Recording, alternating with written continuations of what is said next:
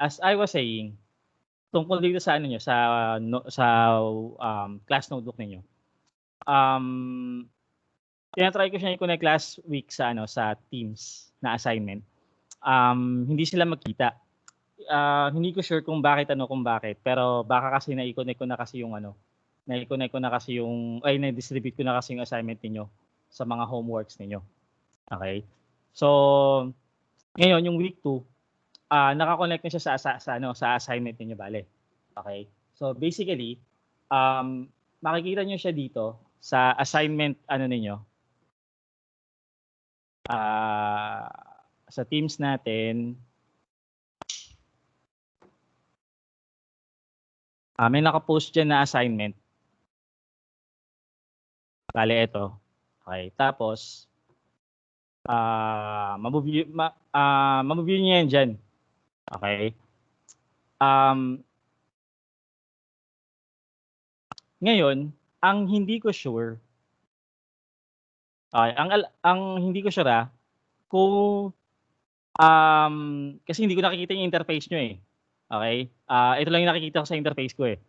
Pero ang alam ko, meron tong link papunta sa class notebook ninyo. Okay? Meron siyang link papunta doon sa class notebook ninyo. So what would happen is, pag click niyo yung link na yun, mapupunta kayo sa class notebook ninyo. So bali mapupunta kayo dun sa kanya-kanya yung homework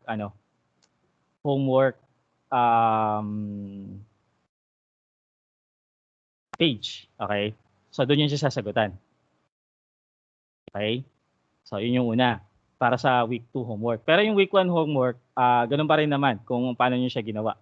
Okay? So nakita niyo medyo magkaiba ng format ng konti kasi medyo ngayon lang ako medyo nasasanay na gumamit nito. So practice lang din talaga. Yun yung inaano ko. Yun yung ipo-point natin dito. Okay? Number 2. Okay. Tinitingnan ko yung mga gawa niyo sa sa homework 1. Ang alam ko, teka. Baka kung kanino buksan ko. Ayan, ito na lang, yung teachers only na lang. Ang alam ko, nagbigay ako ng example. Nagbigay ako ng example kung paano siya sasagutan. Nakita niyo naman 'to, 'di ba? Ang dami pa hindi ko maintindihan kung bakit pero ang daming hindi nakakasunod sa ano na 'yan. Paki-mute ko yung mic. Malapit na daw.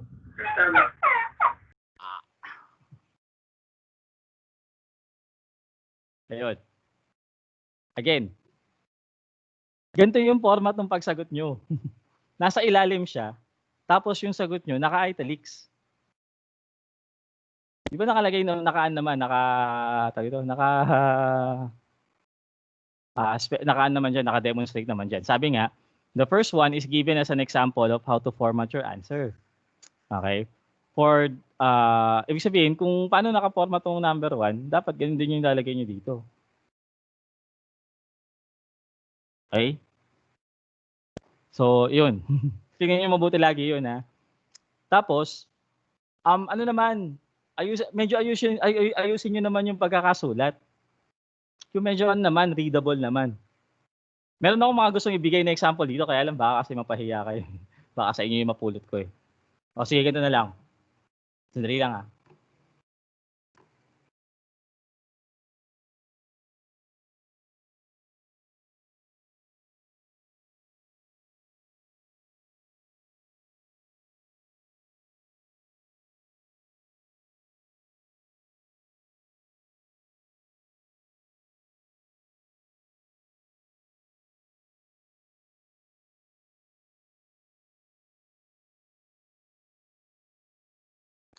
Ayan, nakikita niyo yung nasa screen ko. Hindi ko ipapakita kasi makikita niyo yung kanina yan eh. Nakikita niyo sa screen ko, di ba? Kita yan?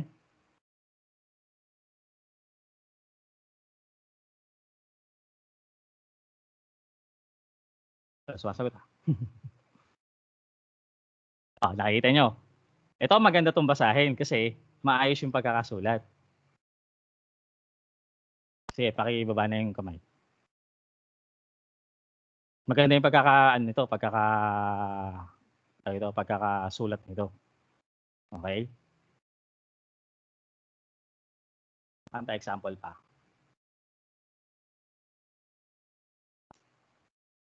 Ito, wala pang sagot. Meron kasi ako nabasa, ang gulo nung ano, ang gulo nung tawag ito, nung ganito. Ano naman sana, tawag dito, try niyo namang i-ano, try niyo namang ayusin. Hindi yung makapagpasa lang din kayo. Ito maganda dito medyo pagka ganito dapat paghiwa-hiwalayin niyo kasi maano siya, masyadong dikit-dikit. Okey, kaya nga may mga box yan, eh, ito, kaya may mga box yan. Kaya nga sa susunod ang gagawin ko na naka-table na siya.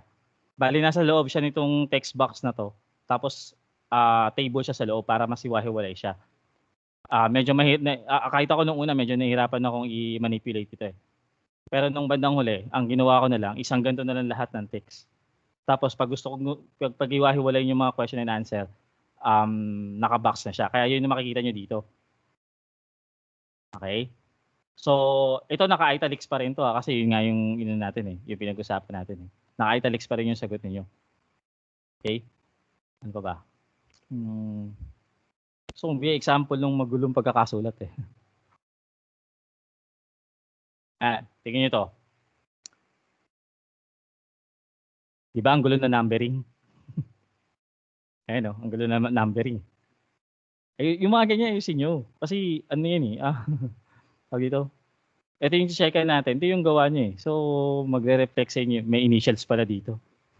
Baka kilala niyo kung sino yan. Ayan, yun na yung mga ganyan. I-ano niyo, i-format niyo in such a way naman na ano, na readable naman yung ano niyo. Okey? Sanay naman tayo lahat gumamit ng ano, eh, ng document, eh, ng document editor. So, i-ano natin, ayusin natin, ha. Isa pa, uugaliin niyo rin lagi na pagkatapos niyong magawa ito, okey, pagkatapos niyong magawa itong mga halimbawa, itong week 1 homework, okey. Ang lagi niyong gagawin is, meron 'tong export ano, eh,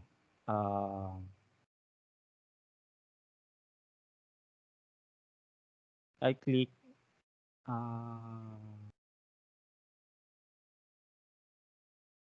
saan ko nga ba nakita yung export nito? May export 'to, eh. Para magawa ko siyang ano, magawa ko siyang PDF. Okey, so may ano 'to, may export option 'to. Kaya lang hindi ko siya makita kung nasaan siya ngayon.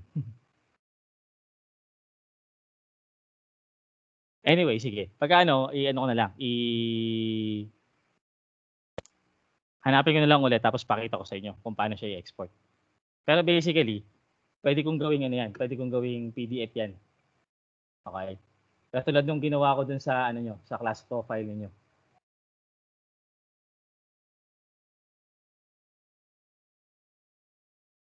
Nagawa ko siyang PDF.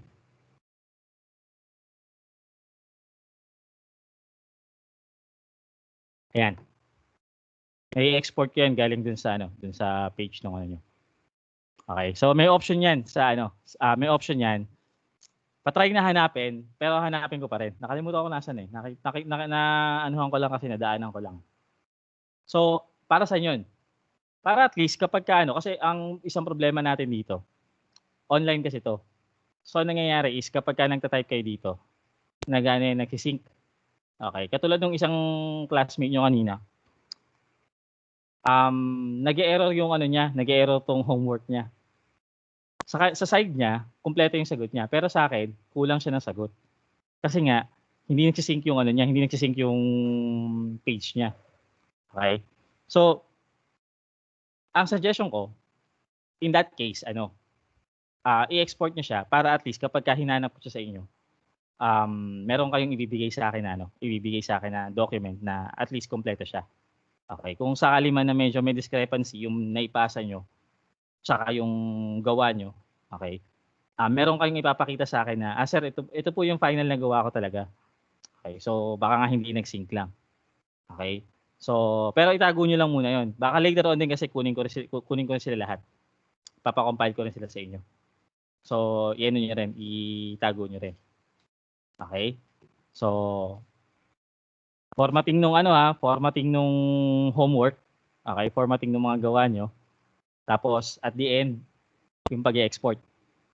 Okay, pag-i-export ng mga gawa ninyo. Okay? So, starting sa week 2 homework, ganito na yung format niya. Okay, tapos, nakalink na to sa assignment niyo. Okay? Maliwanag ba yun?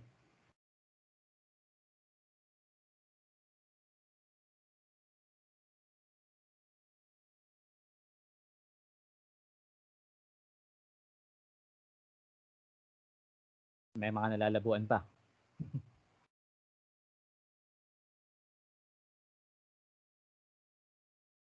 Okay, sige. So, pakibaba na yung hands. So simulan natin tong system modeling natin. Kasi kung mare-recall ninyo, dito tayo kasi susulatan ko 'to. Kung mare-recall ninyo, last time sa first chapter, present sa inyo yung design process sa control systems engineering. Okay? Pero sabi ko nga sa inyo, hindi to linear process, hindi to straightforward. Okay? May part dito na inuulit-ulit. Ito 'yun, yung step 4, 5 and 6. Inuulit-ulit 'yan. Tapos minsan may alternative dito sa step 4 tsaka sa step 5. Which is yung computer-based yun yung computer-based na method. Okay? Pero yung traditional, yung non-computer based method natin. Okay? Yung step 4 tsaka yung step 5 kasi basically yan, part siya ng mathematical modeling. Yung step 5, sandali lang Ate naka-camera. Ayan. Ayun. So, yung mga pamangkin ko. Yung step 4 at saka step 5, mathematical modeling yan. Okay? Yung step 4, diyan yung magpo-formulate kayo ng model ng isang block. Okay? O ng isang component o ng isang parte ng system niyo. Ngayon, kung yung system niyo maraming components, maraming subsystems. Okay? Doon papasok yung step 5. Okay? So, yung step 5 kasi, ang kailangan kasi natin para magawa natin yung step 6. Okay? Dalawa yung forms na kailangang laglagan nung ating system. Okay, mamaya i-explain ko pa 'yon. Okay? Now, ngayon, doon tayo muna sa step 4. Medyo magko-concentrate tayo ng konti sa step 4. Okay.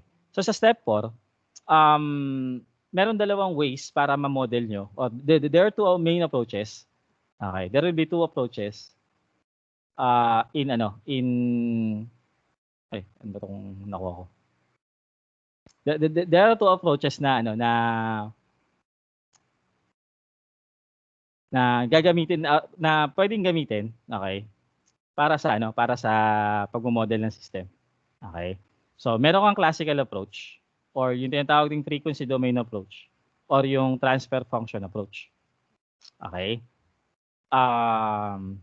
Tapos yung pangalawa, yung modern approach, okay?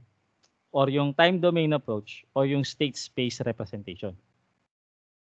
So, yun yung dalawang methods, okay? At least yung dalawang basic methods or dalawang basic approaches that we use in modeling systems. Okay? Pero sabi ko nga, ang isang ginagamit na rin talaga ngayon is yung computer-based modeling. Okay? Kumbaga, parang hindi na natin masyadong papahirapan kung medyo komplikado na yung problema, medyo masyado na siyang complicated na halimbawa sa mga rocket sciences, yung pagbi-build ng rockets, mga ganun, pag-design ng rockets. Which is hindi na simpleng problema yung ganun. para mas mapabilis yung workflow ninyo sa pagde-design o sa i-engineer ng control system para doon. Mostly computer-based approach na yung ginagamit. Okay? Kaya siguro sa laboratory natin, kung may laboratory kayo, kung naka-enroll kayo sa laboratory, isa rin yung sa dadaanan natin. Kung paano ginagawa yung approach na yun, yung computer-based approach yun, or yung model-based design na tinatawag. Okay. Pero as undergrad students ng Control Systems Engineering, kailangan niyo daanan tong dalawang to. Okay? It is important na maintindihan niyo tong dalawang to kasi pag di niyo to naintindihan dalawa, wala rin kayo masyadong maintindihan hindi niyo rin mai-interpret yung ibibigay sa inyo ng computer. Tsaka hindi niyo alam kung tama yung nilalabas ng computer or kung tama yung model niyo. Okay? So magsisimula tayo sa elementary. Ito yung parang entry level ng Control Systems Engineering. Okay. Now, sabi ko nga dito, of the two, we will focus on the frequency domain approach. Okay? And we will use this approach for the entirety of the course. Okay? So, mas focus tayo dun sa frequency domain approach. For some reasons. Okay? Now, a good reason for this is that the frequency domain approach is a good entry level for the study of control systems engineering. So, kung mag-embark talaga kayo sa pag-aaral ng control systems engineering, depende kasi yan sa tools na hawak nyo na o sa knowledge na meron na kayo. Kung matatandaan nyo, ang prerequisite ng course na to ay advanced math. Okay? Ang prerequisite ng course na to ay advanced math. So kung advanced math yung natin, ano ba mga inaral sa advanced math? Na gano'n kayo. Isang importante doon yung Laplace transform. Okay? Isang importanteng parte ng advanced math ninyo is Laplace transform. Ano pa? Nag-aaral din kayo ng matrices doon. Okay? Ngayon, yung matrices na yun, yun yung kailangan nyo doon kailangan nyo rin yun. Okay? Ano pa? Nag-aaral din kayo ng complex numbers. Okay? Nag-aaral kayo ng differential equations. May DE kayo sa as DE. Meron pa kayong DE dapat sa advanced math. Okay? So, yung mga yun yung mga tools na hawak na natin sa ngayon. Okay? And whether we use frequency domain approach or time domain approach, okay? Dapat dapat pareho natin magagawa to actually. Kasi yung tools na meron na dapat na hawak na natin. Ito na siya, gagamitin natin. For example, yung Laplace transform, kailangan natin sa frequency domain approach. Okay? Tapos yung matrices, kailangan natin sa time domain approach. Yan. So, pero of the two, again, we will use the frequency domain approach for the reason na it is simple and straightforward. Okay? More intuitive. Ibig sabihin, pag sinabi yung intuitive, makita nyo lang yung model. May mga konti na kayong may mga konti na kayong conclusions regarding dun sa system niyo. Parang makita nyo lang yung tinatawag na transfer function. Konting compute, hindi stable yan. Okay? O kaya, makita yung transfer function, konting compute, meron tong oscillation bago siya mag-settle sa steady state response niya. Okay? So, yun ang intuition na pinoprovide ng frequency domain approach. Okay? So, tapos sinabi ko nga, the tools to be used in this approach are readily available. Okay? Available na yan sa inyo. Okay? A mastery of your advanced engineering mathematics, especially the Laplace transform, will be very helpful. Okay? And the mathematical complexity in this approach are relatively elementary and be carried out by hand. So yung complexity ng mga computations, okay? Mas madali kumpara sa ibang approaches. Okay? So, pero ang disadvantage naman ng frequency domain approach is medyo limited yung applicability niya.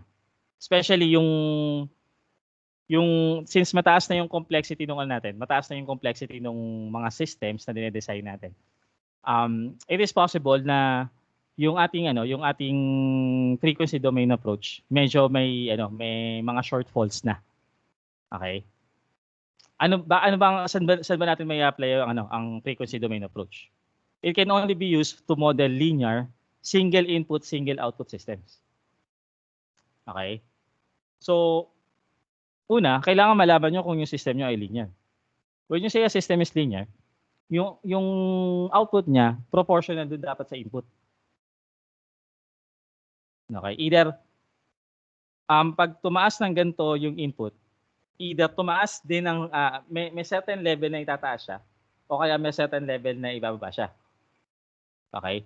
Ngayon, pag tinaas mo pa ulit ito, okay? Yung difference between the two levels nung una yung input, okay? Yun dapat din yung increase na may provide niya sa output. Okay? Yun. Yun ay isang example ng Halimbawa, ang mga amplifiers. Halimbawa yung transistor amplifier, merong isang region niya na linear siya. Yung active region na sinasabi. So makikita nyo na doon sa part na yun, constant yung gain ng ng amplifier nyo. Okay? So, yun. Pero pag ang system nyo non-linear na, ayan, ibang usapan na yan. Okay? Medyo hindi na magagamit ng maayos ang Laplace ang frequency domain approach kapag non-linear system nyo. Unless kaya nyo i-linearize yung system. Okay, kaya nyong gawa ng paraan para maging linear siya. Okay? So, ayun, yun yung isang problema. Isa pa problema ng frequency domain approach is yung applicability niya lang sa single input, single output systems. So, if your system has multiple inputs or multiple outputs or both, tataas bigla yung complexity ng Okay? Tataas bigla yung complexity ng ng computations mo kapag gumamit ka ng frequency domain approach. Okay? But still, there are many problems in control systems engineering that are linear or can be approximated as such. So meron pa rin naman mga systems na kaya pa rin i-linearize or talagang linear din talaga. Okay? And however complex a system can be, it can be converted into a single input, single output problem. Okay? Kahit na multiple inputs pa yan, okay? Kahit na multiple inputs pa yan, mako-convert nyo pa rin yan sa single input, single output problem. Yun nga lang, lalaki talaga yung complexity ng nung model nyo. Okay? So, we can still consider yung frequency domain approach as an approach that is still worth studying. Especially, ito yung pinaka-elementary Ito yung pinaka-madaling parte ng control systems engineering. Yung frequency domain approach analysis ng systems. Now, the state space representation can handle both linear and nonlinear system. Okay? And those having multiple inputs and multiple outputs in a very compact form. Ibig sabihin, hindi mo kailangang lalaki yung lalaki yung matrices mo. Okay? Kasi ang state space representation actually are modeled using differential equations pero may ta-translate mo yan sa matrices. Okay? So, kung meron kang nonlinear system, pwede mo siyang i-integrate doon. Okay, walang problema si state space representation sa nonlinear systems. Kasi ang differential equation naman can be either linear or nonlinear. Okay? Ang Laplace kasi, kung maalala nyo sa advanced math niyo, ang Laplace transform is a linear operation. Okay? So, mag-work lang siya sa mga linear functions. So pag non-linear na yung functions nyo, hindi na siya mag-work. Okay. Now, ngayon, kung meron kayong multiple inputs at multiple outputs, ang mangyayari lang dyan sa state space representation, lalaki lang yung matrices nyo. Okay. Dadami lang yung elements ng matrices nyo. Pero yung yung model ninyo is basically yun lang din naman. Okay. However, the state space representation of a system is basically a system of first order differential equation. So kung ang system mo, okay, is basically an nth order equation, and nth order is represented by an nth order equation. Okay, bubuo tayo ng n number of first order differential equations. Galing dun. Tapos yun ang magiging model natin. Okay. Now, since system siya ng equations, ang pinaka-effective na tool na pang-solve niyan ay linear algebra. Okay. Ngayon, ang maganda dito, kung meron kayong problem sa linear algebra, kahit ano pa yan, meron kayong computer para mag-solve yan para sa inyo. So sabi ko nga, kahit gaano kalaki ang maging result ng matrices ninyo, kung kaya naman siyang i-program para ma-solve siya, wala kayong problema dito. Okay? Yun nga lang, yung by hand nito, mahirap. Yung computations to by hand, laborious kumbaga. Okay? So yun yung drawback nito. Pero kung tutusin, parang ganito. Kung ang entry level niyo pag mag-aaral kayo ng control systems engineering, eto muna. Pag okay na kayo dito, tsaka nyo susundutan ito. Okay. Tapos kapag tapos na kayo sa dalawang yan, tsaka kayo mag-aaral ng mga non-conventional control techniques. So, marami yun. Maraming mga non-conventional control techniques na pwede nyong aralin. Okay? So, yun. Pero, uunahin natin yung dalawang yan. Although, I will leave the state space representation of system as an optional topic. So, magiging optional topic lang siya. Magiging optional siya kasi kailangan, sa mga may laboratory, kailangan din natin kasi siyang aralin doon. Dahil sa Simulink, or yung equivalent na Simulink na gagamitin natin, kailangan niya ng mga, kailangan natin matutunan na i-model siya using differential equations. So, kailangan natin ngayon to, aralin to ng konti para sa laboratory. Okay? So, yun. Now, ito yung learning outcomes natin. So at the end of the chapter, you should be able to use the Laplace transform to solve the linear differential equations, write a transfer function associated with the differential equation, solve for the output of the system represented by a differential equation using the transfer function approach, and obtain the transfer function of a given electrical network, passive or active. Okay? Basically, ganito. Ang lesson talaga natin is about system modeling. Okay? Ibig sabihin, yung mga systems, paaralin natin kung paano siya binibigyan ng mathematical model. And in our case, paano siya binibigyan paano natin dinedefine yung transfer function ng system natin. Okay? So ngayon, kung system yan, ang pag-uusapan nating system dito, i-limit lang natin sa electrical networks at saka mechanical networks. Okay? Tapos, meron tayong pag-aaralan na system na tinatawag na electromechanical system. So, which means, may input kang kuryente, or may input kang electrical, may output kang mechanical. Pagka may input kang electrical at may output kang mechanical, anong component ang pwedeng pumasok sa isip natin?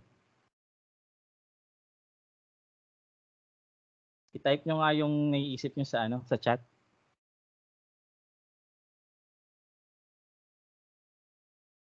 Pag may input kang electrical at may output kang mechanical, ano kayang component or device ang naiisip natin?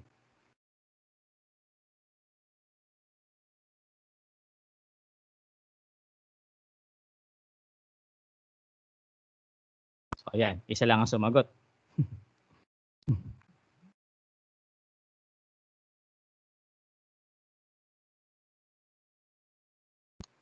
Sige, idea pa, sige. Engine. Sige, pasok pa kayo ng idea.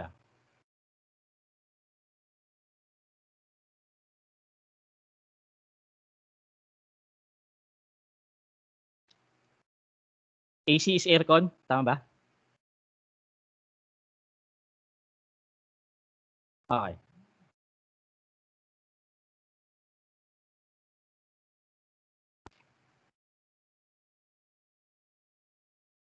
Sige, pag-usapan natin yung mga binigay niyo. Unahin ko yung fan. Ano yung nasa loob ng fan?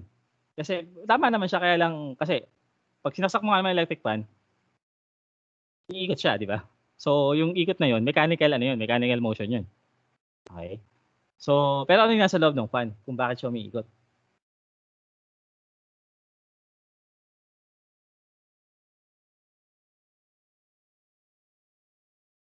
Ano yung nasa loob ng fan? Ano nagpapaikot ng fan? Excuse lang.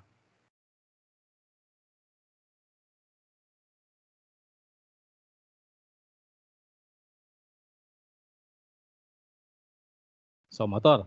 Ayan, motor din. Yung AC, okay, yung aircon. 'Di ba nagpo-produce siya ng hangin? Ano nasa loob nun, ng aircon?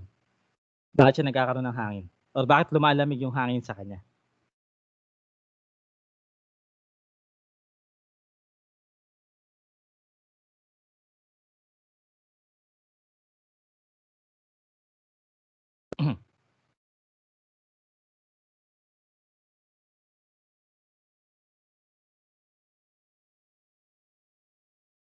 So, ayan, may compressor. So, kung may compressor dun, ano yung nagpapatakbo sa compressor? Ano yung nasa loob ng compressor?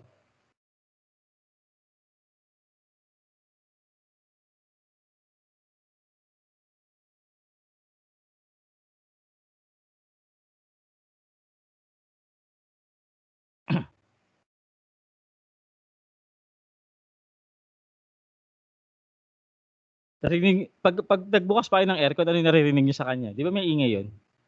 So, may gumagalaw sa loob. Actually, yung nagpapaingay na yun, compressor yun. Pero ano ba yung nasa loob ng compressor?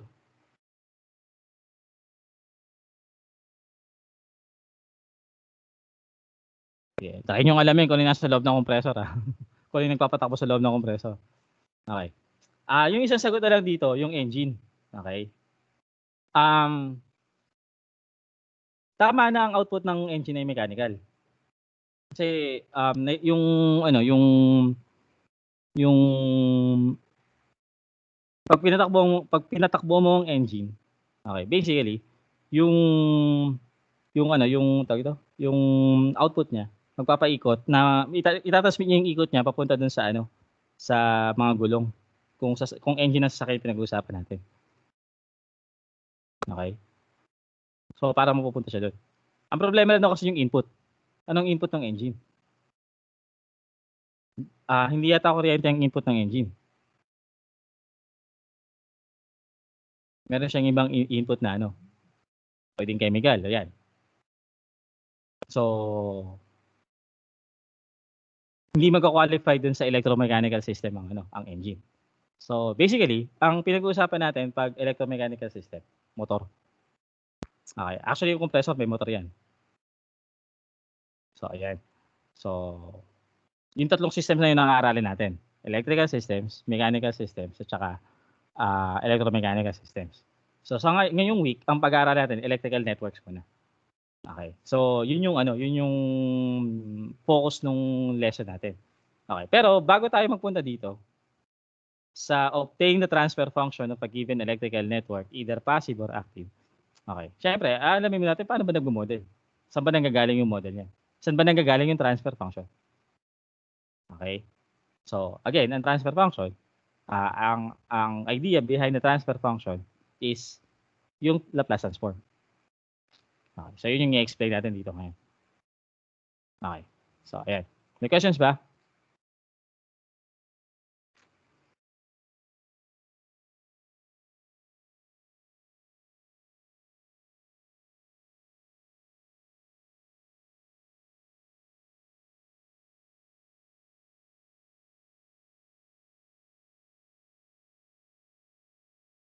Okay. So, mukhang wala naman. Okay. So, basically, na-introduce ko na kayo sa sa dalawang approaches. Okay. Nung Pero meron pa tayong ibang kailangang alamin dito. Okay. So in the previous discussion, the analysis and design sequence that included obtaining the system schematic was discussed and demonstrated this step for a position control system. Okay. So kung susundan niyo ulit yung 1.4. Okay. Yung 6 steps na ito, yung 6 steps na yan ay ginawa, okay, dinemonstrate using a position control system. So, pag sinabi yung position control system, ang output nun, position. Either linear position or angular position. Okay? So, yun yung tinatawag natin position control system. So, sa example natin, yung position control system niyo, meron kayong antenna, tapos meron kayong potentiometer. Okay? Ang gagawin nyo, yung potentiometer, gagamitin nyo para umikot tong antenna, para ma-adjust yung azimuth niya. Pag sinabi yung azimuth, yung horizontal angle niya. Okay? So, yun yung azimuth. So, dinemonstrate yung 6 steps na yun, okay, gamit yung position control system na yun. Yung simple position control system na yun. Okay? So, ayun, binanggit ko na nga that the next step is to develop a mathematical model from the schematic. Okay? And there will be 2 methods that we will be discussing, yung transfer function at saka yung state equations. Okay? Now, any method that you would use, the first step in developing a mathematical model is to apply fundamental physical laws of science and engineering. Kailangan alam nyo yung nature nung system na ina-analyze nyo. At alam nyo kung ano yung mga laws or theories na applicable sa sa system na minomodel niyo. For example, kung electrical systems ang pinag-uusapan natin, dapat alam nyo na nag-a-apply diyan ang Ohm's law at saka yung Kirchhoff's law. Okay? Kung mechanical system naman, alam nyo nag-a-apply diyan yung first law, second law at saka third law of motion. Okay? Tapos yung iba't ibang system, meron din yung kanya-kanyang mga theories and laws na sinusunod. Whether it's hydraulic system, pneumatic system, yung mga iba pang system, chemical system, lahat yan, merong mga sari-sariling laws yan or theories na sinusundan. So, importante na alam nyo yun. Okay? Importante na alam nyo yung mga principles or yung mga laws na yun na mag-a-apply dun sa system na ina-analyze nyo. Okay? So in our case, since electrical system ang i-model natin, we need to know Ohm's law, tsaka Kirchhoff's law, KVL tsaka KCL. Okay? For mechanical systems, dapat master natin ang Newton's law. Okay? Now, from the previous courses, okay, it is seen that a differential equation can describe the relationship between the input and the output of a dynamic system. Pag meron kayong dynamic system, pag sinabi yung dynamic system, ito yung system nyo na nagbabago yung output over time. Okay? When a system changes its output over time, okay, it is a dynamic system. Okay? Now, dynamic systems are modeled using differential equations. Dahil ang magde-describe lang naman sa isang system na nagbabago ay yung operations that can predict changes. At kapag pinag-uusapan natin yung mga rate of changes, we're talking about derivatives. So therefore, pag meron kayong dynamic system, yung mathematical model, i-expect natin na yung mathematical model ng system niyo would be in the form of a differential equation. Okay? Now, we point out that although the differential equation relates the system to its input and output, okay, it is not a satisfying representation from a system perspective. Okay? Hindi hindi siya magandang tingnan pagka magmo-model ka. Kasi masyadong madaming nakalagay. Okay. Tapos, ito pa 'yon. Ang gusto natin mangyari is ganito. Pag meron kang system, okay. Meron ba 'tong Zoom? Ayun. Pag meron kang system, ang gusto mong mangyari, meron kang block dito. Okay. Tapos may input ka na sabihin nating RT. RT stands for reference variable or reference input. Okay. So RT is for reference input. Highlight ko ba 'to? Yan. Reference yan. Okay. Tapos yung output mo is CT, the control output or the control variable. So basically, kaya nga to control system. Okay. Because we would want this CT, okay, to be controlled. And should be should be at least or almost similar sa reference natin. Tandaan nyo, ang trabaho ng control system niyo is that yung output niya dapat sundan niya yung input. Kasi nga command ito eh. Basically itong input nyo, command. It acts as a command to the system. Okay. So, what we would want to have, okay, what we would want to have as a model is yung kaya nating i-represent ng ganito, tapos yung operation niya, simple lang. Okay. The thing is, kung ito ay dynamic system, yung relationship ng CT at saka ng RT in time domain is not described by or cannot be done by simple operation. Okay. Kung maaalala niyo sa signals niyo, okay. Balikan natin ng konti yung signals niyo. Yan, red. Kung may system ako, okay. Input. Tapos, meron akong description nito. Okay. Yung description ko niyan ng system sa time domain. Anong tawag natin sa description ng discrete time system sa time domain?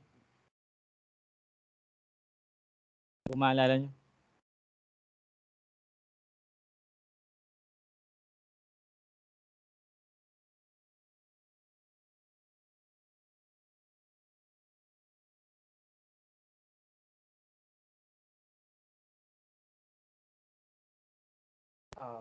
Wait lang. Ayun.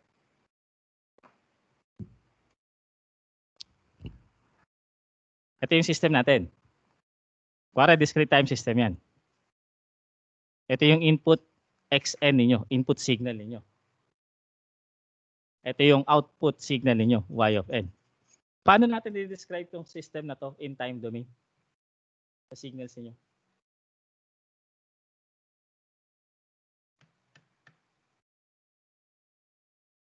Nako, wala makaalala.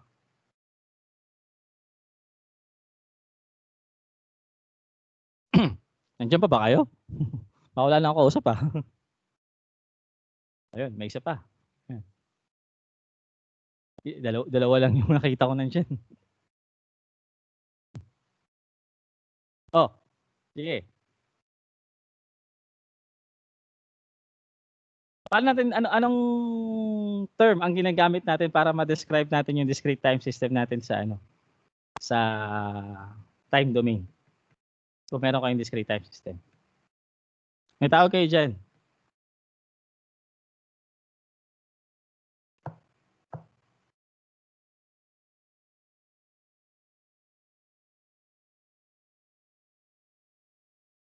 Wala, hindi na maalala. HN. Yung ginagamit nating variable para dyan. Ang tawag nito sa HN?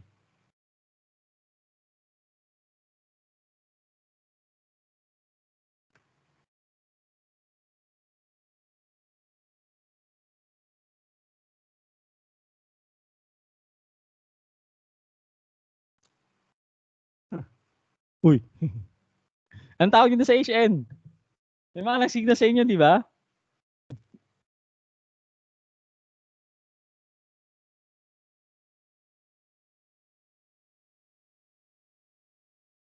Hindi na maalala.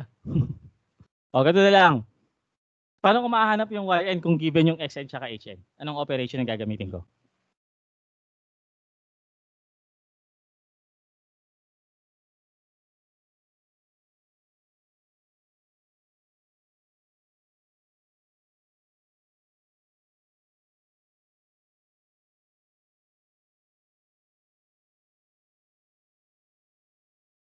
Wala siya. Wala rin nakakaalala.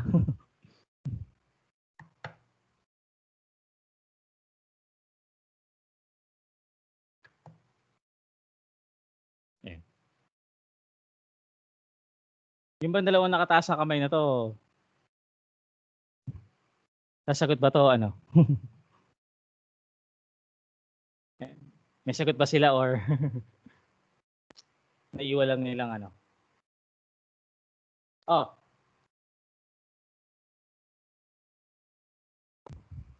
Mamumultiply ba sila para makuha mo to?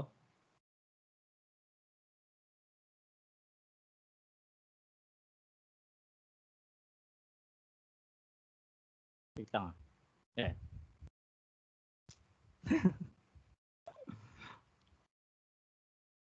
Ito, ang tawag nyo dito. Hindi pala kita. Ito na nga lang. Tawag nyo dyan, impulse response. Yung HN na yan. Tapos, ayun. Para makuha nyo yung YN, given na yung XN at saka yung HN, gagamit kayo ng operation na tinatawag na convolution sum. Okay? So, para makuha nyo yung YN, okay, siya yung convolution sum ng XN at saka ng HN. Okay? So, ayan. Sa time domain yan. I mean, sa discrete time system yan. Kaya ang makikita nyo, kung maalala nyo, ang operation dyan ay summation. Kasi yung data nyo, itong XN at saka HN, parehong discrete. Okay, so meron lang kayong finite number of samples. So ito, pag in-implement nyo yung ano, pag in-implement nyo yung convolution sum, okay, meron lang kayong finite summation. Okay? Sa continuous system, okay, sa continuous system, kagaya ng pag-uusapan natin ngayon. Okay. Kung continuous system ito, ang output nyo dito ay CT. Okay. Ang input nyo dito ay RT. Now, ito, dinidescribe to ng differential equation relating CT and RT. Okay. Ang form niyan, ganito. Ang pinaka-form niyan, mamaya pa pala dapat yun. Pero ang pinaka-form niyan ito. Yan. Ito yung itsura ng relationship between CT and RT. Okay? So ngayon, paano nyo ilalagay yan ngayon dito sa loob? Okay, paano nyo ilalagay yun sa loob dito? Yung differential equation na yun.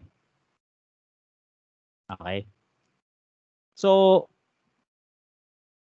mahirap siyang describe in terms of a differential equation. Nakakalito siya. Okay? Yun ang ano, yun ang dito. Pero ganito. Sabihin na natin na yung solution ng differential equation na yun is given as g of t. Okay, is given as g of t. Para ma-compute nyo yung CT, katulad nung idea sa ano, katulad nung idea sa discrete time system, ang CT nyo is convolution sum din ng GT at saka ng RT. Kaya lang, since continuous system ito, instead na summation ang gamitin natin, integral ang gagamitin natin. So yung convolution natin is g of, magka-transform tayo ng variable dito eh. G of t, r of t minus tau, okay, dt, d tau Okay? From 0 hanggang infinity. So convolution sum din yung gagamitin natin. Okay, kaya lang in terms ng since continuous time ang pinag-uusapan natin, integral ngayon siya. Hindi na siya summation. Okay? So obviously, hindi ganoon kadaling i-carry out ang operation na to. Kasi integral 'yan eh. Okay? Kasi integral 'yan. So gagamit pa kayo ng tools ng calculus para ma-solve niyo yung mga ganyan. Okay? Sino nakataas ang kamay? May tanong ba to?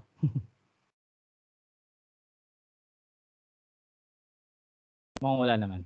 Naiiwan niya lang yata.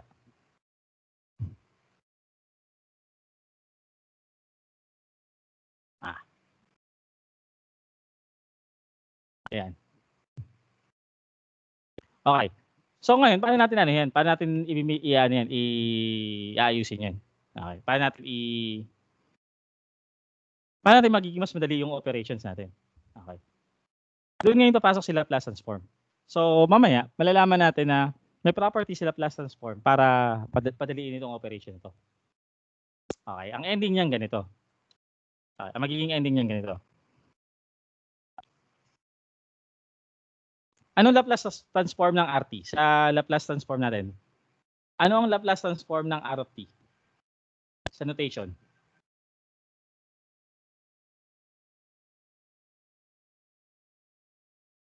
Kung meron kang function na R of t, function to hindi siya hindi pa siya, wala pa siyang value. General function to. Halimbawa, meron kayong f of t. Anong Laplace transform ng f of t?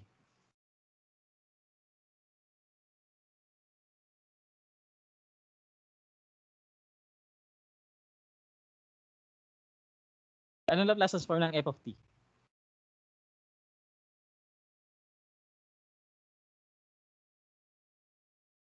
Hindi. Wala nagbasa sa inyo ng material, no?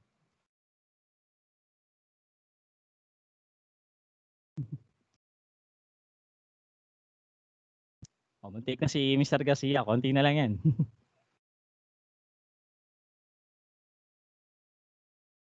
f of s. Yan. Yung Laplace transform ng f of t, f of s. Yung f na uppercase, i-reserve natin para sa transform. Yung lowercase para dun sa sa function na nasa time domain. Yun yung pinag-usapan natin before sa sa Laplace transform, di ba? Okay, pag magta-transform tayo, yung transform function i-uppercase natin. Tapos yung yung original function sa time domain naka lowercase. Tapos since time domain nga siya, yung variable nyo para sa function na to ay t. Ang gagawin ng Laplace transform is ito. Ita-transform niya yan sa isang function na ang variable ay s. Okay? Kaya ang magiging nyo ngayon dito, ang magiging variable nyo ngayon sa function f na uppercase is s na. So ngayon, ano yung Laplace transform ng r of t?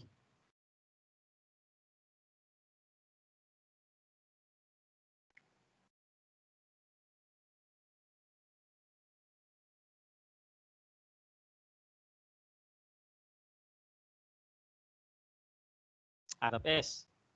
Yung g of t.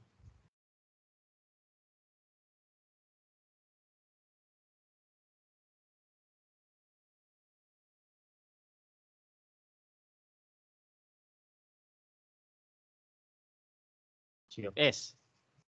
Yung c of t. Anong Laplace transform nun?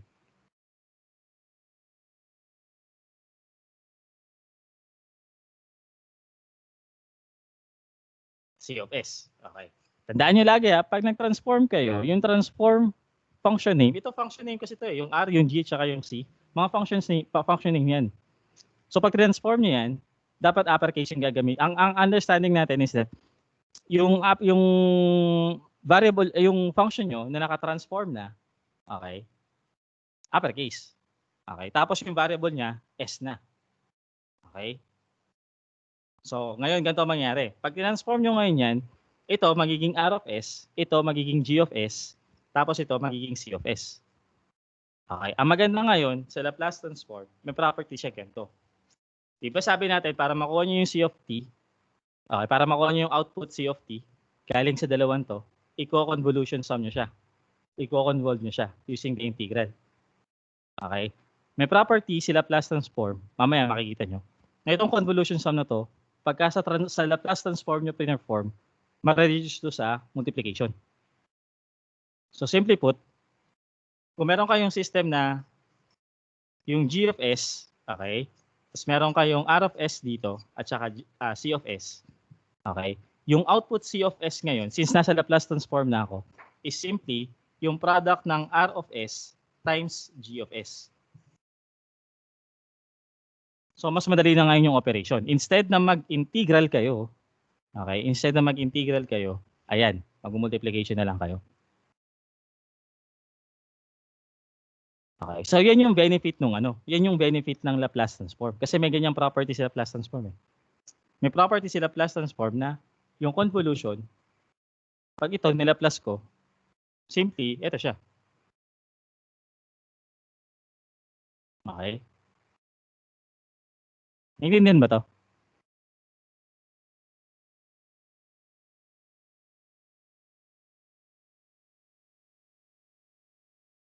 Hindi niyo naiintindihan.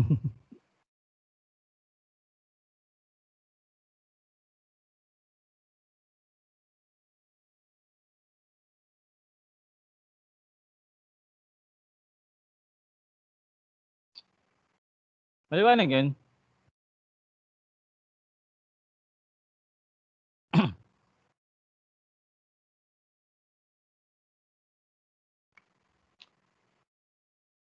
So, nagtataas ng kamay. So, ibig sabihin, hindi maliwanag to.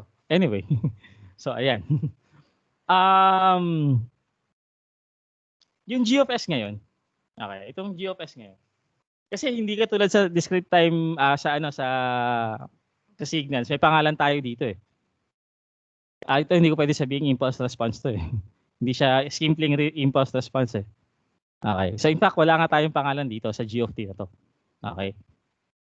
Pero kapag yan, transform nyo na magiging G of S. Yung G of S na yun, ang tawag natin dyan, transfer function. Okay. Ano yung tawag na transfer function?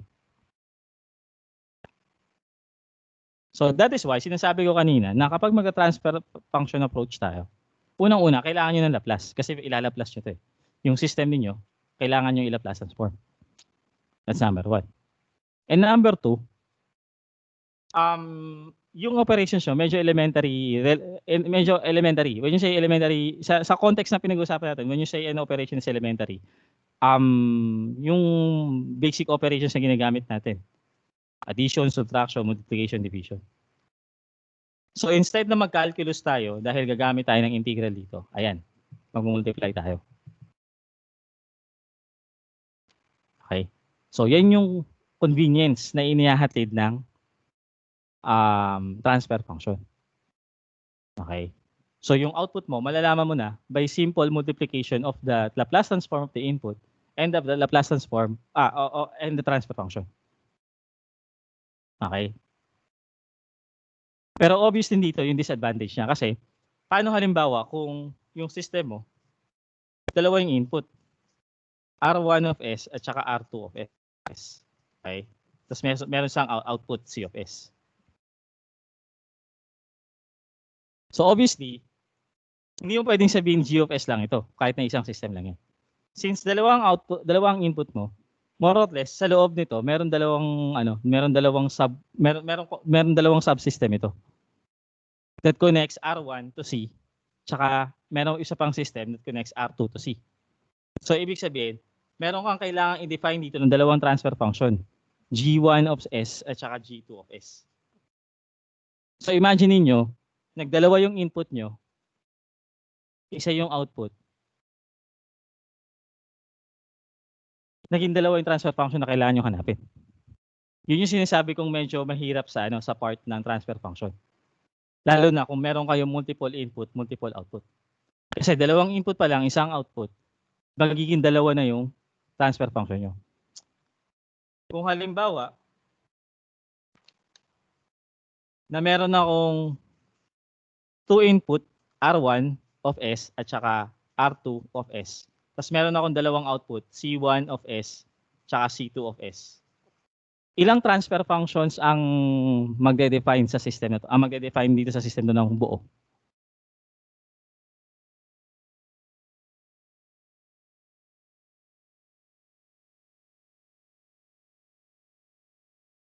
Kasi tingnan nyo to ha.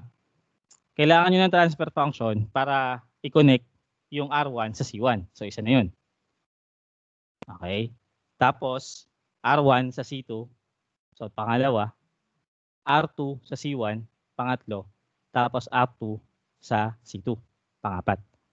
So apat na transfer functions ang kailangan nyo. For a 2 input, 2 output system, pag mag-transfer function kayo, apat na models ang hahanapin nyo.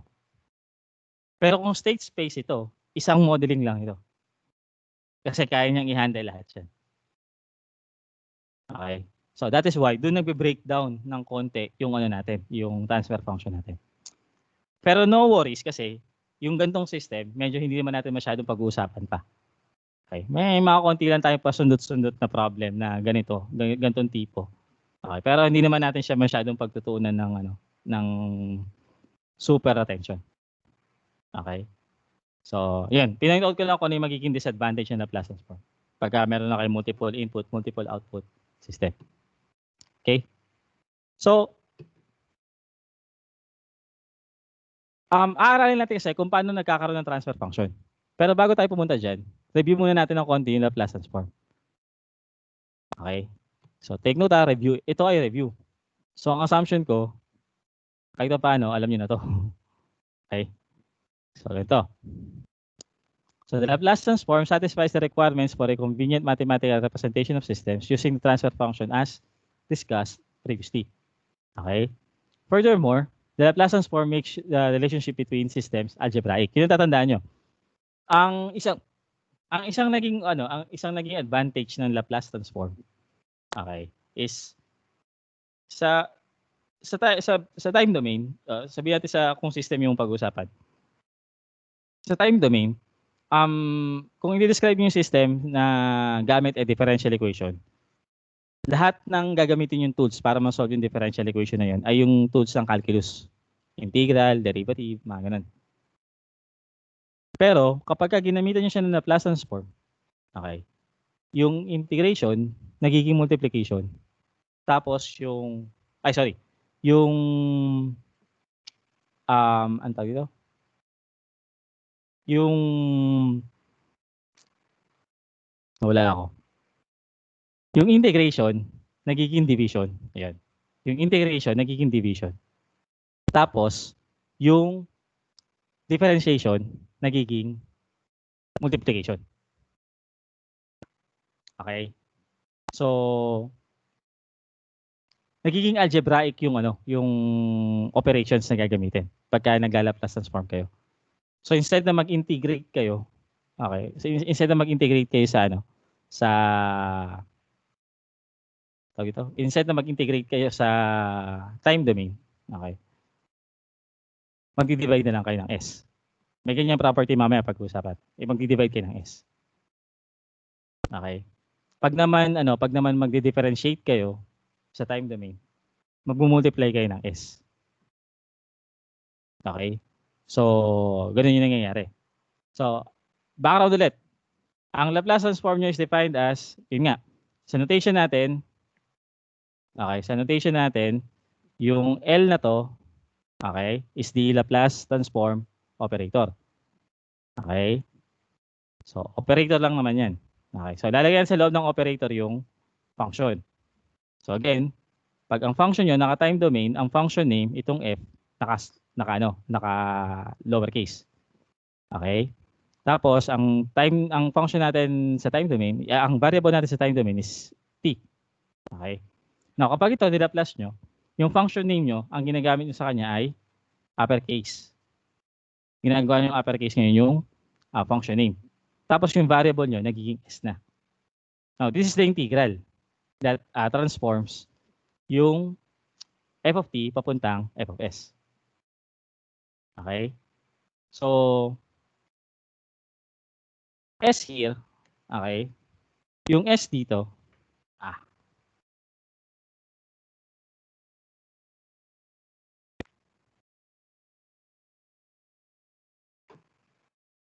ano ba yun? Ayun. So, yung s dito is actually a complex variable. Okay, equal to sigma plus j omega. Okay, tatandaan niyo yan na kasi gagamitin natin yung idea na yan sa dulong mga lesson. Okay? So the function of f of t is in t domain or in time domain and has a Laplace transform f of s in s domain.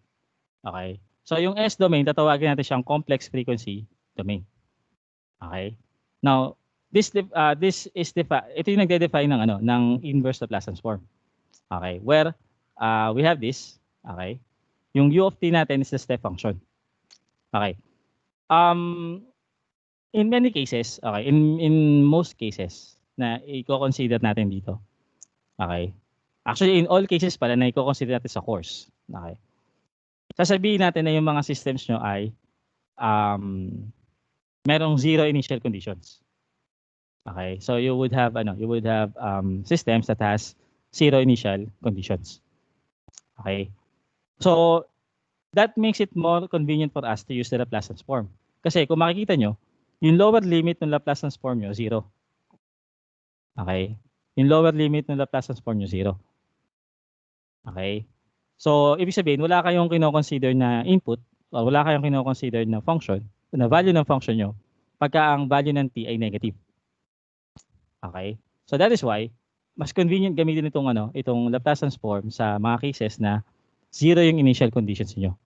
At yan din yung isa pang problema ng Laplace transform. Nakalimutan ko palang ilagay dito. Ang isang limitation din pa pala ng Laplace ng transfer function is that ang lagi niyong consideration o lagi niyong assumption sa mga systems na gagamitan niyo ng transfer function meron silang 0 initial conditions. Okay? Isa pa yan na. Dagdag niyo yun Nakalimutan ko isulat dito. Okay?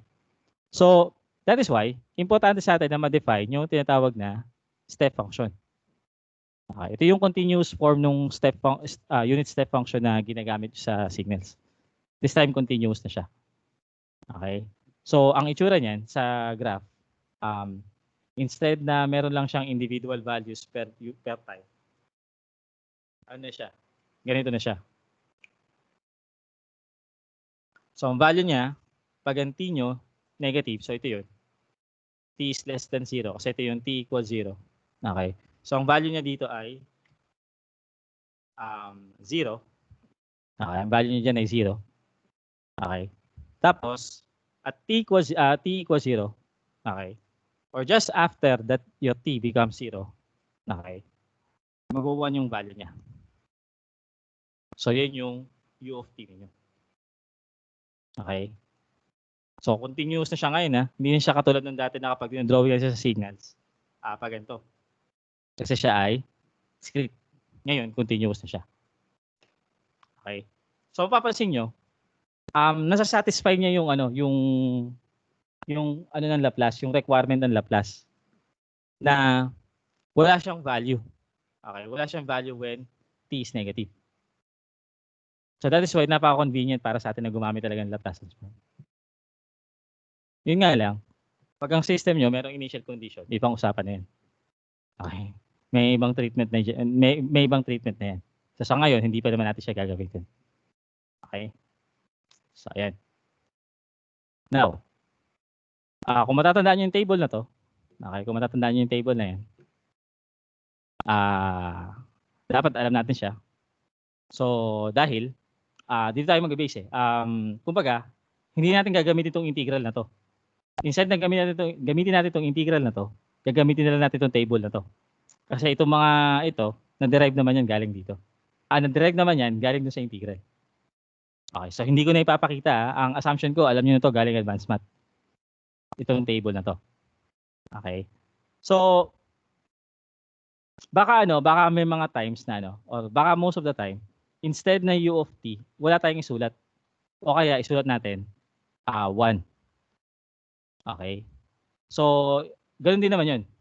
In our case nga kasi, dahil nga ganito siya, at ang kino-consider lang naman natin is yung value ng function nyo when t is greater than 0, which is 1 nga, para sa u of t. So, pwede natin sabihin na ang u of t nyo is simply 1. Okay? So, pwede natin i-consider na yung u of t is equal to 1. Kasi nga, ang kino-consider lang naman natin is when t is greater than 0. Okay? So, ayan. Tapos, you have t, this is either t o kaya t u of t. Siguro naman okay na kayo dito na ito ay hindi baka ito i-multiply nyo dito. Hindi naman siguro. Okay, tandaan nyo na ito ang u of t ay function. So yung u yung function name, yung t yung variable niya. Okay? So maliwanag yun Baka kasi multiply nyo itong dalawa. Gawin itong ut t squared times u. Okay, wala tayong ganun. So again, yung u of t dito, pwede nyo consider as 1. So magiging t times 1 ito. So pwede nyo sabihin na ito ay equal din sa t. Okay? So ang Laplace transform nun is 1 over s squared. So same thing, ito, t raised to n u of t, pwede nyo sabihin yan ay simply t raised to n. Okay? At ang Laplace niyan ay n factorial over s raised to n plus 1. And so on and so forth. Okay, so basically, ito lang naman yung mga kailangan natin. Itong 7 to. So, hindi naman siguro may kabisaduhin to. Okay? So, ayan. May question dito sa table?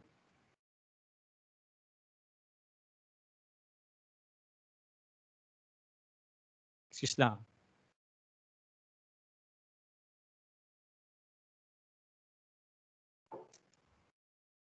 So, ayan. May question sa table?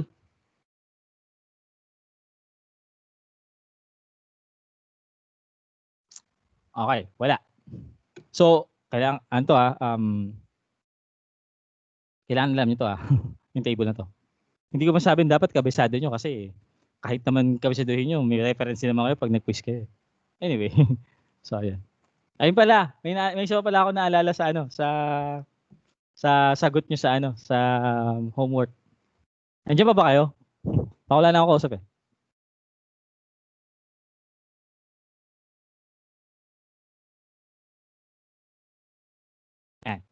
May isa pa ako naalala sa mga homework ninyo.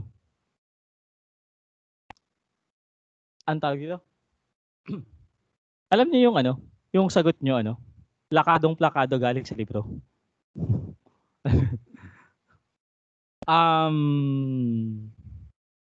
Tawag dito?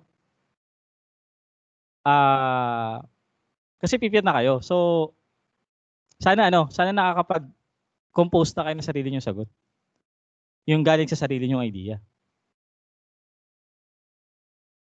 Yung sagot nyo plakadong-plakado tawag ito? Saktong-sakto dun sa libro Kumbaga parang sinabi ng libro ganito. So ito rin yung sasabihin nyo. Hopefully sana nag-i-insert kayo ng sarili nyong idea. Tapos ito pa.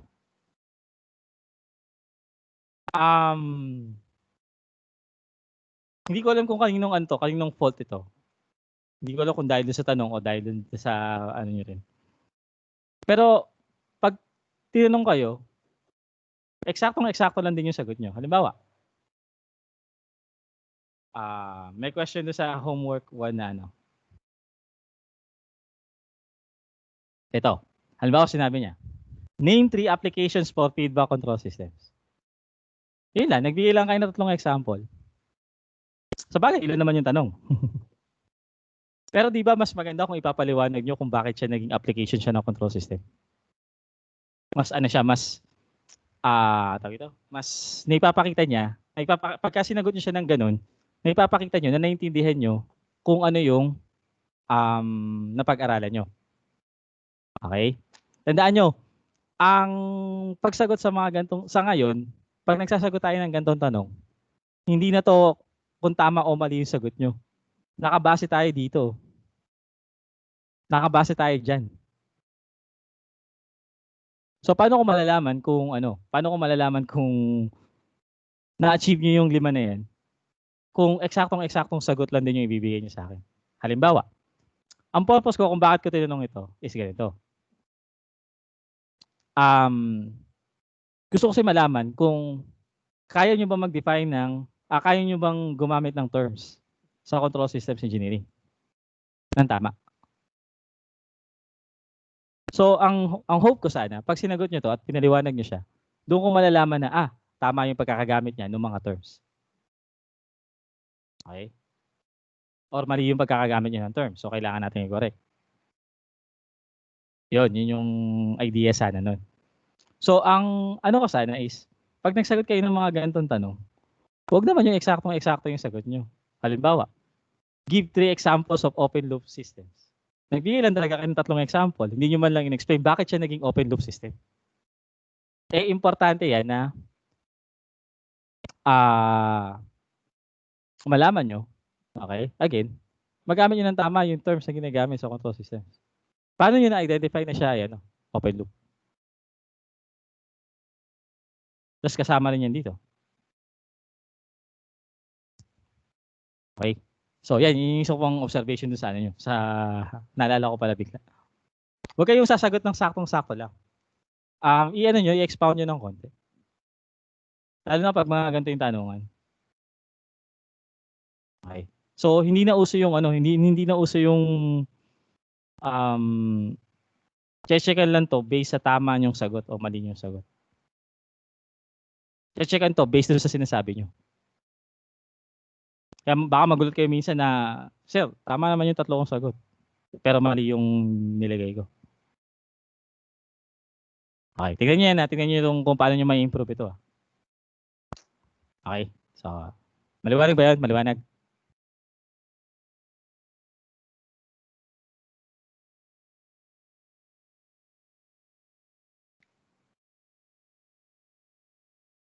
Okay, sige. So, andito tayo sa properties. Okay.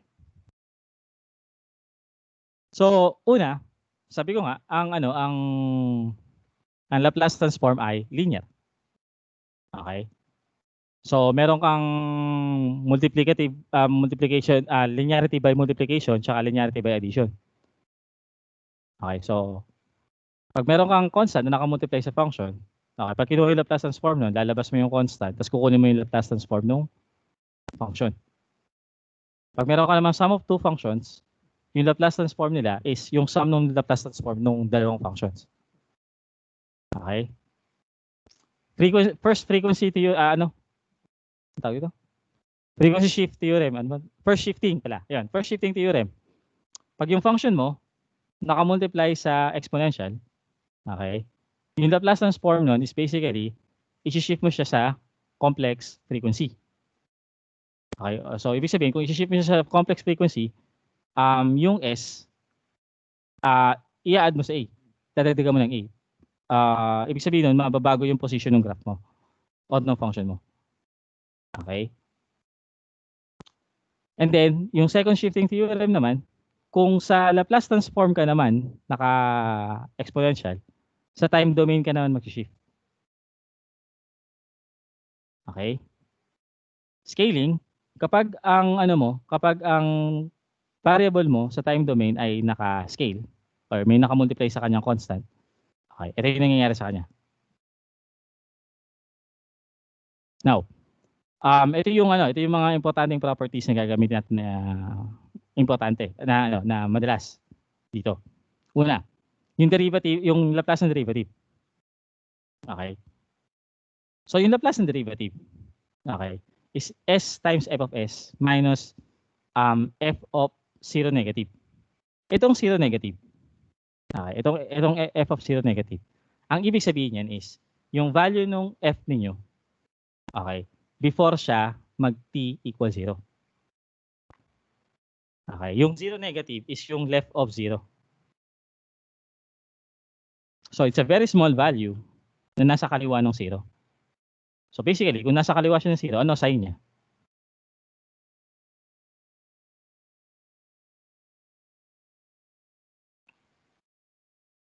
Ano ang sign ng number na nasa kaliwa ng 0?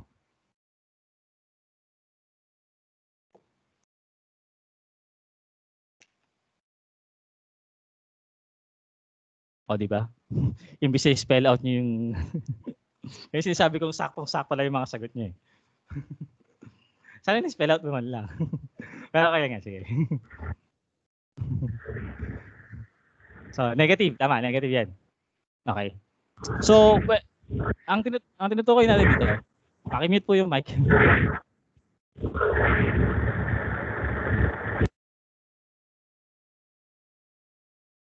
Ayan, thank you. Ayun. So, ang tinutukoy natin dito is ano yung value nung ano nyo? Ano yung value ng function nyo? When t is when t is negative. Okay. So, in general, meron yung value talaga. Okay? So, pero sa atin, sa practice natin sa control systems, ang lagi nga nating assumption is 0 lagi yung initial conditions niyo. So, magsi-0 din to actually. Okay? Tapos, yung Laplace transform ng second derivative, ganito. Okay? Then yung Laplace transform ng nth derivative, ganito siya. Ganito yung pattern yan. I-review lang din natin. Okay? Review natin ha.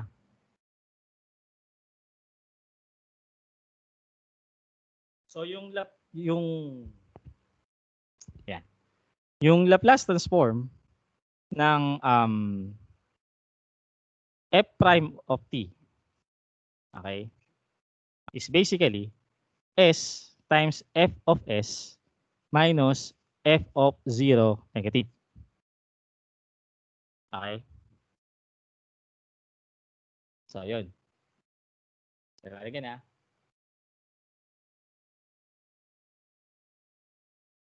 Okay. Yung Laplace transform ng second derivative ng f. Okay? Tingnan nyo yung pattern niya. S square, okay, times f of s minus s times f prime of 0 negative, okay, minus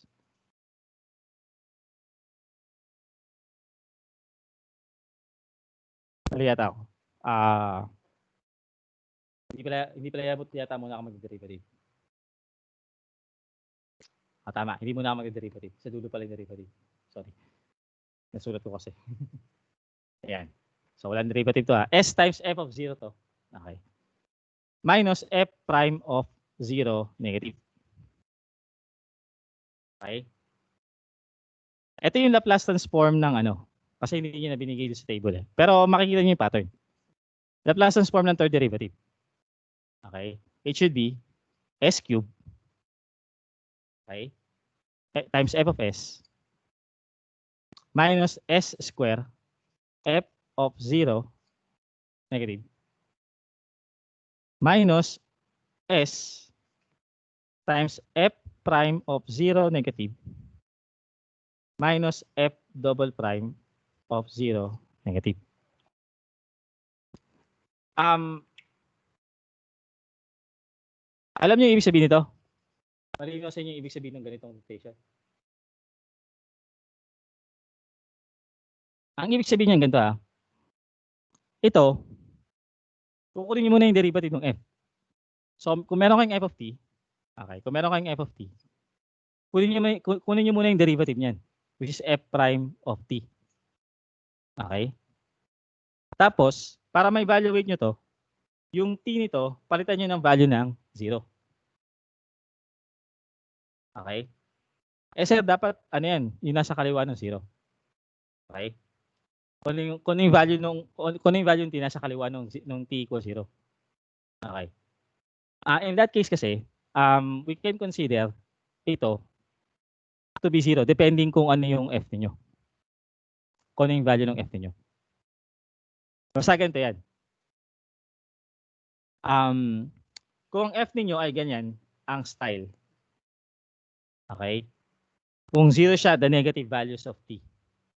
So you can say na yung t equals 0. Okay? Kung halimbawa ang f of t ninyo ay ganito.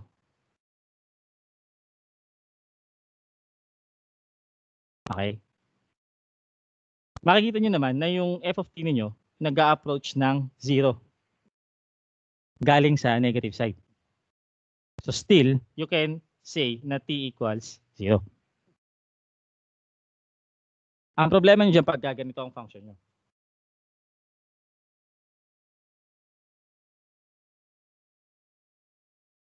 Yan. Pag ganyan yung function nyo. So halimbawa, ano to? 1. Ito, negative 1. Anong ibig sabihin ngayon? Anong value ngayon nung t equals, ano yung gagamitin yung value para dun sa sa 0 negative? Kumbaga. Okay.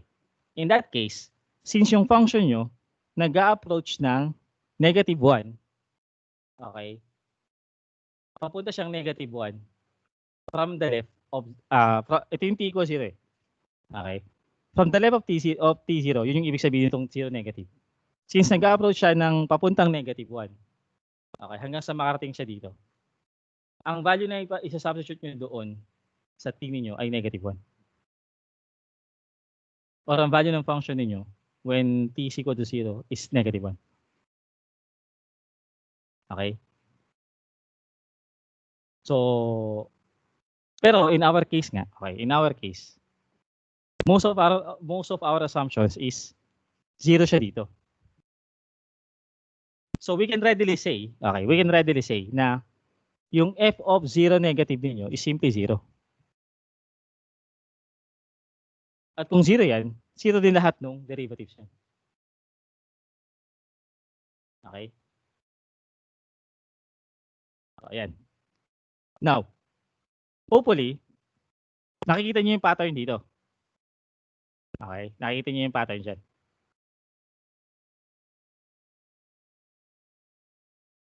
What if kunin ko yung yung fourth derivative ng yung Laplace transform ng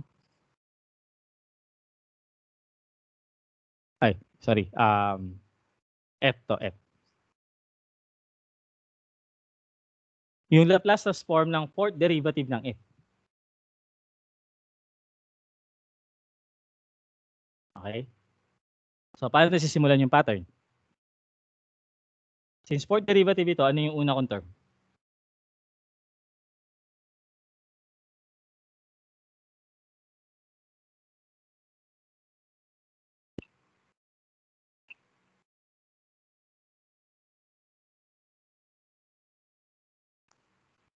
Ganito na lang gawin natin para para medyo ma-practice din pala kayo. Naka-open ang mga notebooks nyo.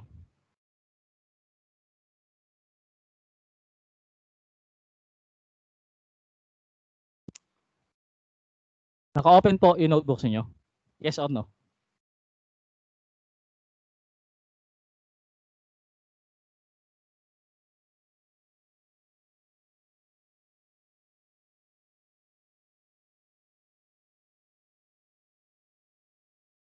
Open tayo ng notebook. Teka lang may gagawa lang ako ng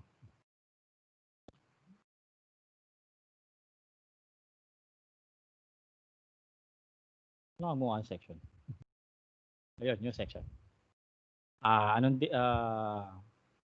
Week 2. System.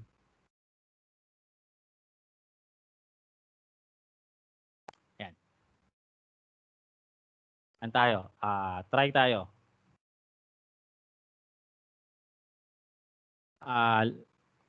Laplace transform of the fourth derivative. Okay. Kasi isa sa mga gagawin nyo, okay, isa sa mga most na gagawin ninyo kapag pagka gagamit tayo nito, mag-type ng equation. Kasi dito kayo magsosolve eh. Okay? So, practice natin mag-type ng equation. Ganito ang mag-type ng equation. Unang-una, ang pinaka-short, actually pwede kayo mag-insert ng equation using this. Okay? So, ayan. Pwede kayo mag-type ng equation gamit yan. So, ito na siya. Pwede yung laruin ito. Okay? So, halimbawa, tatype ko yung itatype ko tong itong notation na to. Okay? So, pag itatype ko yan, baba natin ng konti. Sino yung FTG? Baba ko ng konti ah. Pwede rin kayo magsulat dito ah. Try nyo. Dito sa collaboration space. Meron akong ginawang section doon, week 2, system modeling. Tapos may page doon. Pwede kayo pumasok. Okay, kung bukas yung notebook ninyo. Type ko ha. Una natin yung L. Una kasi yung L eh. Yan, una yung L, di ba? So kuha tayo ng ng script.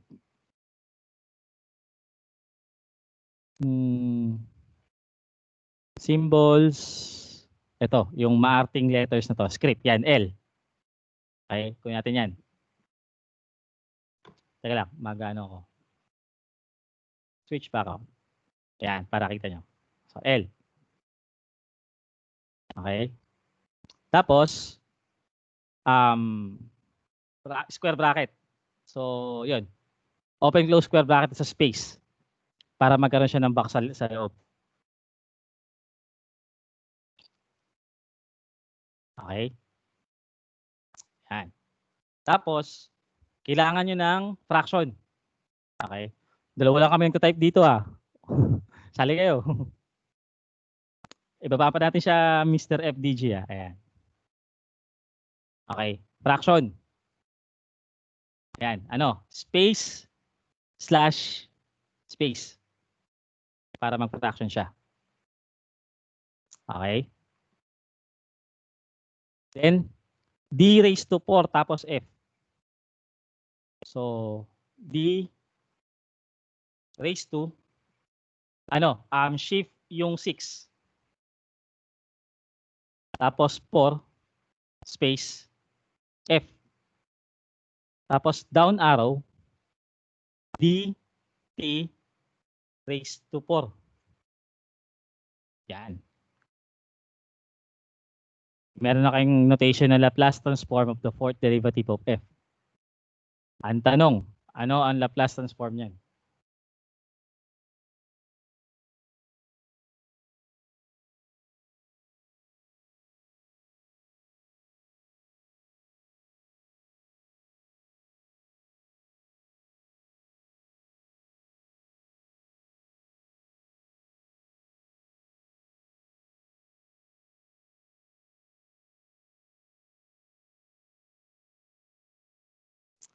Type nyo ah. Kung naka-access kayo sa kung naka-access kayo sa paano to? Sa notebook. Sali kayo diyan. Recitation din 'yan.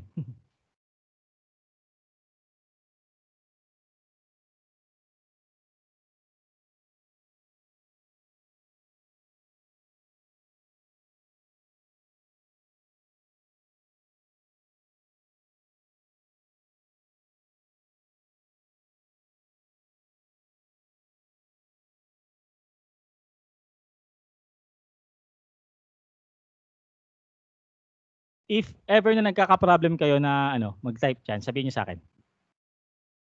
Or hindi niyo nakikita yung niyo. So, tatlo pa lang yung nakikita ko dito eh.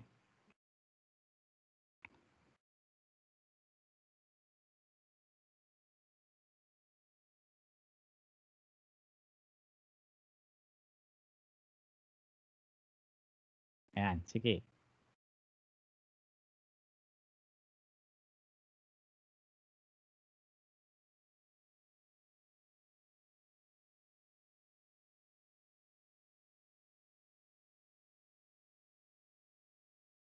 Kailangan practicein natin yung pagta-type ng equation sa class notebook kasi. Oh, question daw, sige. Kung gusto mo, type mo dito yung question mo. Para saan makikita ulit yung equation? Insert equation. O kaya ang shortcut dyan, alt equal. Ilagay ko dito. Shortcut. For alt, for insert equation. Ano? Alt plus equal. Yan. So pag pinindot nyo yung alt equal ng simultaneous, lalabas yung equation ano, editor. Paano gawing white yung background? View, switch background.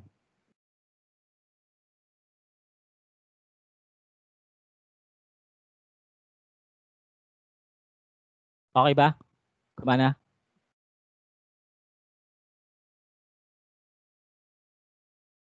Okay, sige. O, type lang kayo.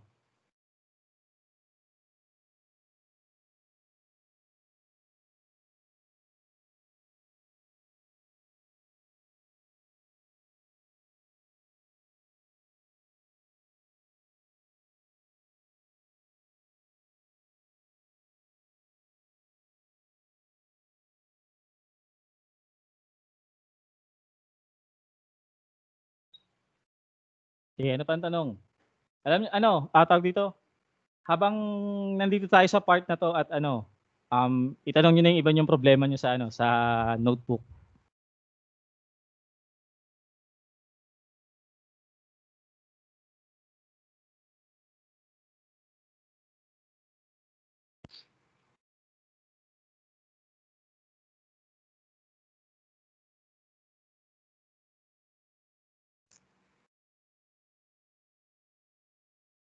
Saan po hahanapin yung equations pag smartphone ang gamit? Saglit ha.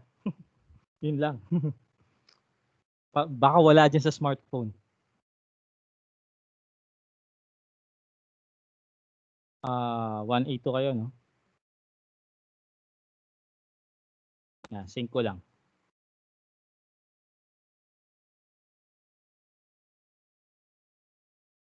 Alam ko meron tong ano eh.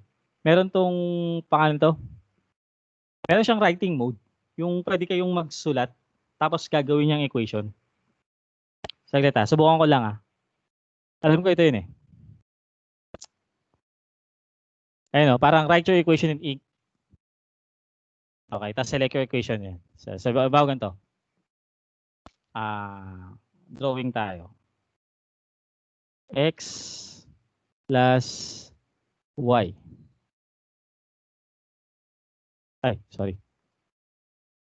Paano kaya highlight to? Ay.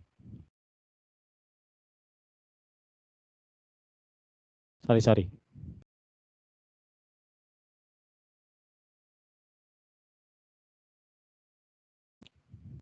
Mamaya na nga, yung tanong pala muna.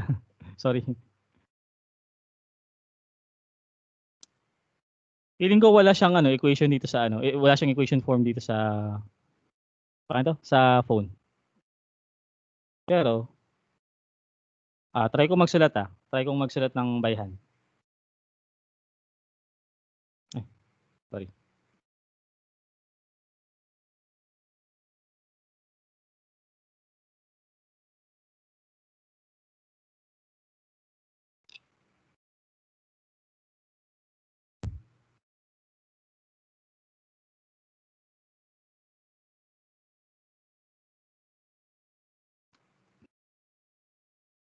Wala siyang ano.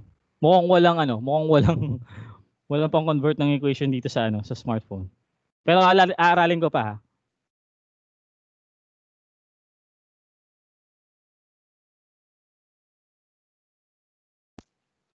Alam ko sa dapat pwede ito eh. Anyway, dugtungan niyo yan ha. Yung kung ano yung Laplace transform ng fourth derivative ha.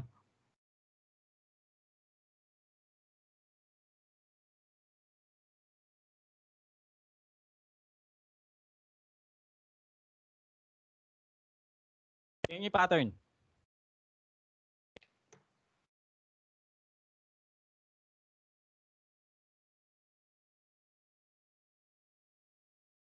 Si ano yun? Mr. Irasusta, sasagutin kita pagka alamin ko din. Alamin ko rin yung alamin ko rin kung paano kayo makakapagsulat ng equation sa smartphone. Okay? Sagutin ko yan. Pero hindi ngayon. So, ano nangyari? May nakasagot na ba?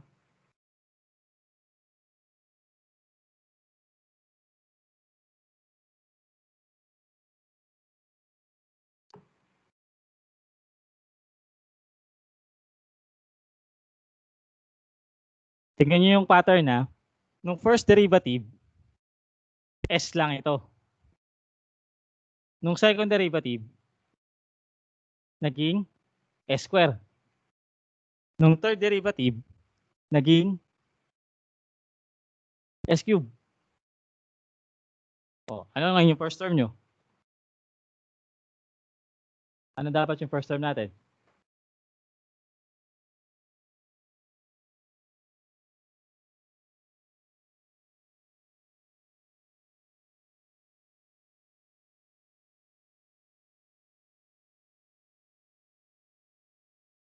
First derivative, S. Second derivative, S square.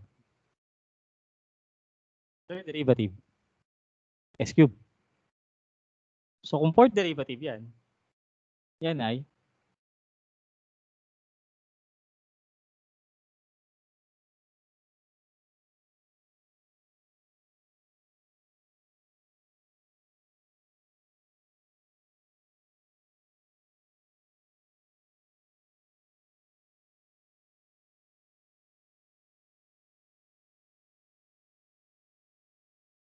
bakit D? Di ba F ito? F? Di F dito.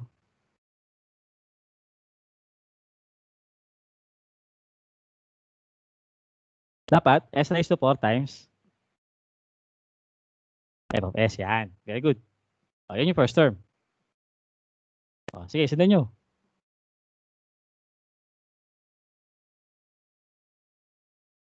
Tingnan nyo mabuti yung kasunod nito.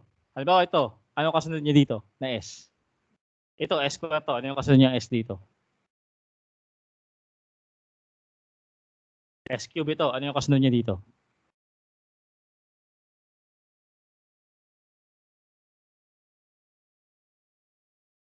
Ah.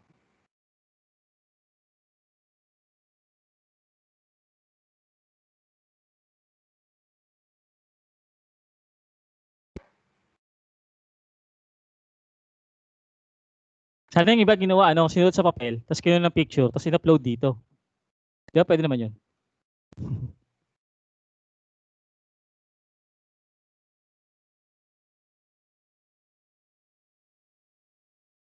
Kung wala pa kayong pang dito, ay, paano?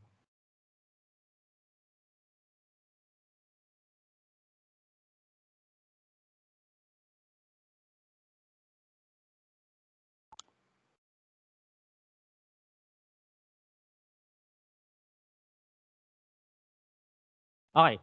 So, in anyway, okay. So, anuhin nyo to aralin nyo mabuti yung part na yan. Nung differentiation. Kasi napaka-importante niya sa susunod natin topic. Okay.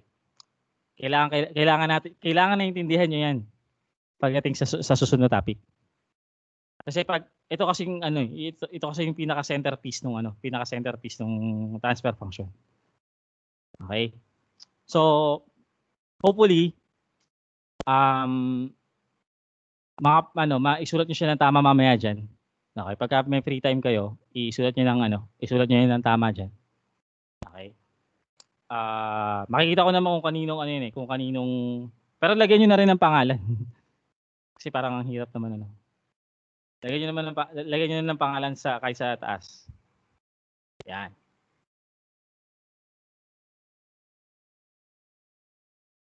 Magsusulat kayo diyan mamaya. Hihintayin ko yan.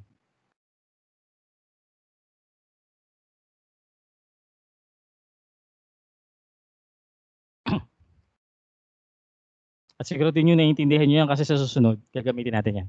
Okay? So, siguro that should end our discussion for today. Okay? So, ganito ha. Yung the rest of these topics, in the rest ng mga topics ito, i-record, magpo-provide ako ng recorded lecture.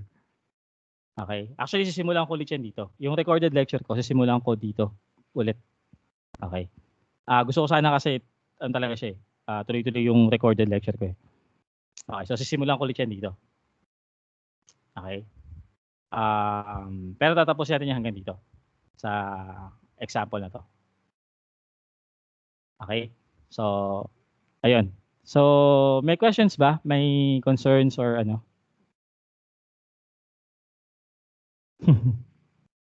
Hindi niyo naisulat sa notebook. Ayan. Sulat niya sa chat. At least nakasagot siya, di ba? May questions po? Si Mr. Villacorta, may question ka?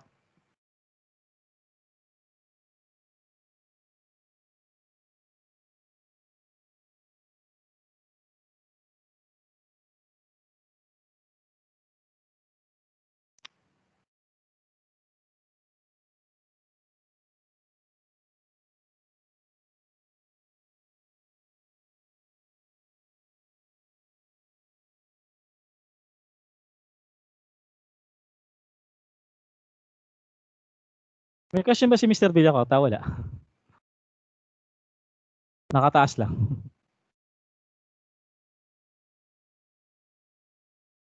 Wala pala. Sorry sir, napindot lang po. Okay, sige. So, ayun. Ngayon, kung wala na kayong concerns, I think we can dismiss for today. And prepare for a possibility na na mag-synchronous meeting ulit tayo sa Tuesday. Okay. Tapos sa Friday ulit. Baka lang yung Tuesday rin baka lang. I-check ko pa. Okay. Pero sa ngayon, 60% sa Friday lang ulit tayo. Next Friday lang ulit tayo. Kasi may recorded lecture naman kayo. Okay? So, ayun.